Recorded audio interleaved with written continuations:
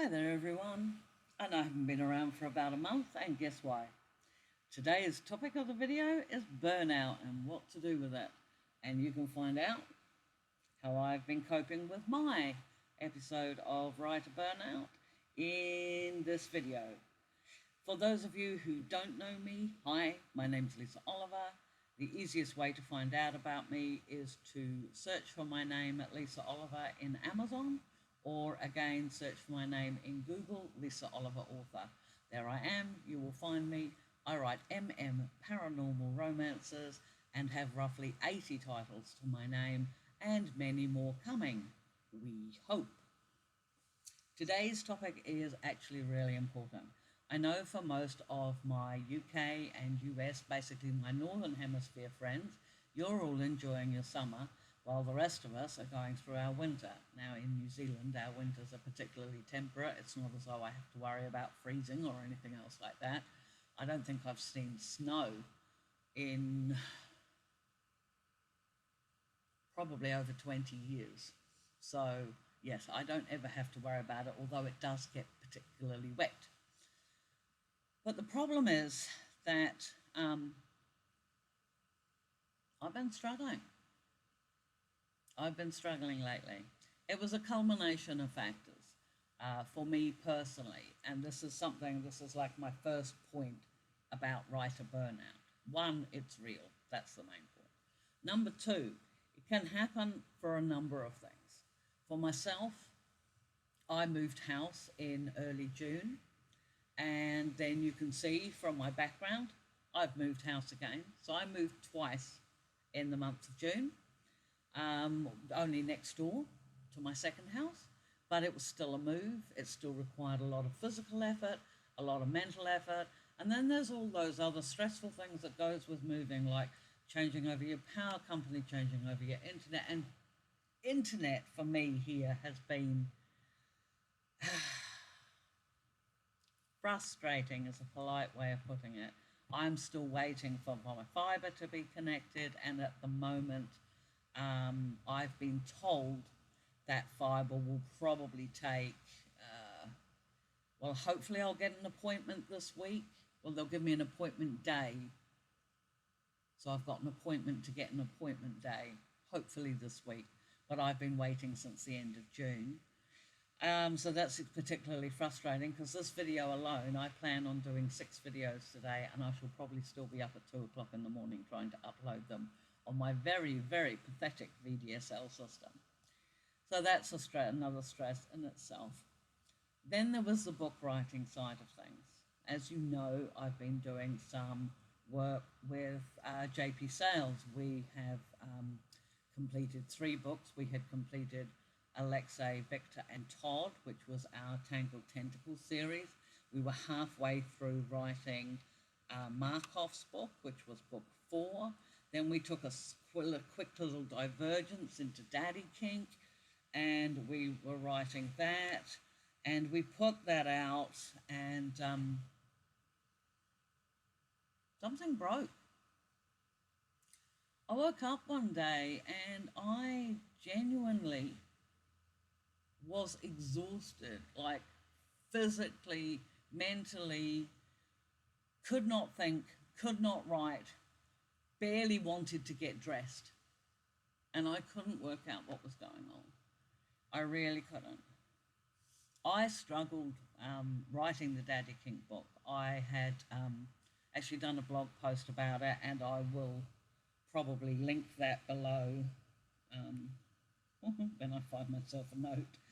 I'll make myself a note, link to the blog post, so you can read it for yourself if you want to. There's no point in rehashing it. But basically what had happened was that Asher, that was my particular character in the Daddy book, had been deeply traumatized by events in the past. And because he was an alpha wolf shifter, rather than process, he packed everything down, he totally ignored it, he clawed and fought his way to the position he'd held, some 10 years later. And then he met his mate, and things just went from bad to worse. And I was writing that, and it was really difficult for me. because, you know, I have issues with abuse of my own. And the thing was, and it was really quite surprising, when I realised that I actually had burnout, was when my lovely friend Jane, you know, JP Sales, the day that Little Treasures came out, she sent me 3 blog reviews we had. You know, she sent out some advance copies so we could get some blog reviews. That's always a good tip if you're, you know, putting out your new book, is to, you know, get some bloggers on board to do a review for you, because it really helps. And these reviewers loved it. They loved the story. They loved JP's character, and they felt that Asher was heartbreaking. And that was the intent, and it came across on the page. So you think I'd sort of be happy dancing and all happy about it, wouldn't you? No, I wasn't. I still don't know why. It's really quite weird. I have no idea why I couldn't relate. I couldn't get happy. I couldn't feel anything. And JP was doing, you know, really lovely job, and, you know, sort of sending me all these wonderful reviews. Then my daughter Holly, as you know, she does my promotion and what have you. She was letting me know how it was being received and how everybody was really thrilled with it and everything else. And I was sitting here by myself thinking, I don't even want that book to come out. You know, but I mean, JP and I had worked very hard on it, and it was really weird because I have never felt this way before. And this was when I realized I am actually going through burnout. My other stories were suffering. I could not write at all. I didn't write for about a whole month. And even though I'm writing now, I am writing very slowly. I'm not putting any pressures on myself. I am just quietly pootling along. I'm doing sprints, you know, sprint videos. I've started doing sprint videos again for my other channel, but I'm not pushing myself. I'm not, you know, somebody sort of says, oh, you know, my readers, they get so excited. It's like, when's the next book out? When's the next book out? I don't know. I don't know. It will come out when it's done. Because, and it's not me being mean or stuck up or anything else. I genuinely don't know, because I'm tired and I'm frazzled. And then I turned around and I sold my house. You know, the house I was living in, I've been to go through. I sold my house, so of course it was all that as well. And of course that wasn't just a simple deal that went through and you just go through the motions. No, that was one deal that was hinging on another deal, and then somebody came in with a counter deal and everything else. And then if I accepted the counter deal, then it meant the other deal I would lose it, and all this sort of argy-bargy. The house settled on Friday. That's 2 days ago. The money is in my account. It's like, right, that's another huge relief off my shoulders.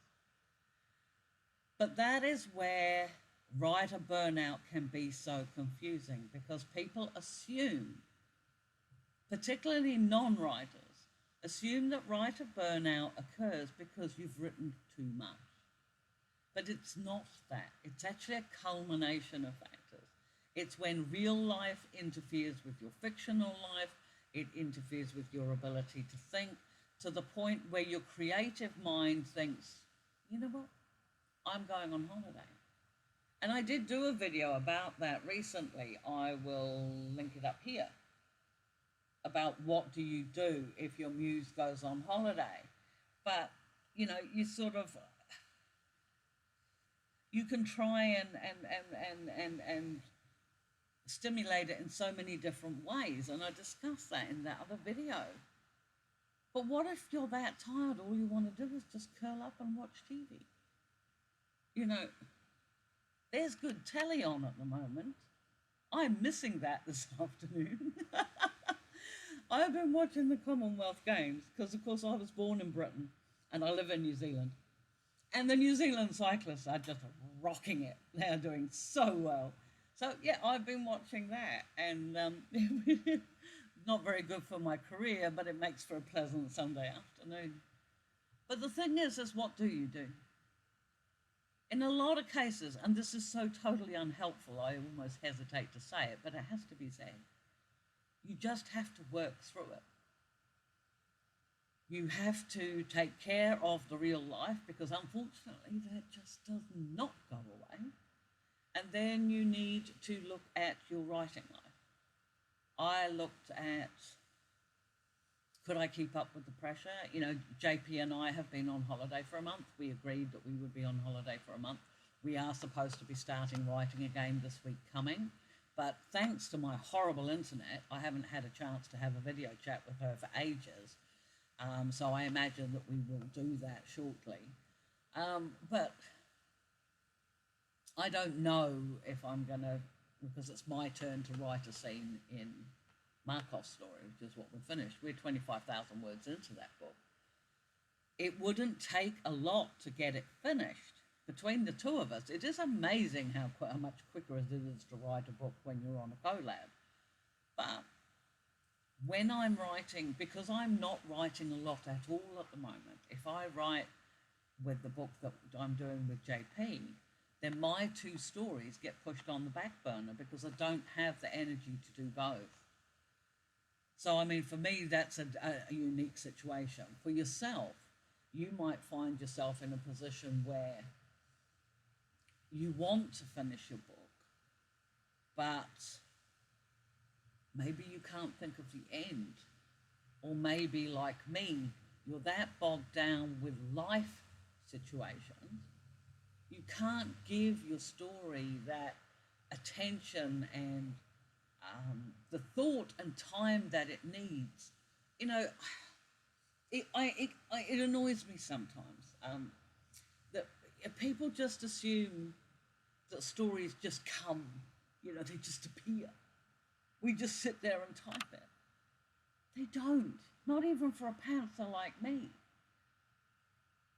It requires thought. It requires a special tuning of your creativity. Your brain requires the space to explore and create. And when you're dealing with life and your brain's chock-a-block full of life, then you don't get that chance. You don't get that time.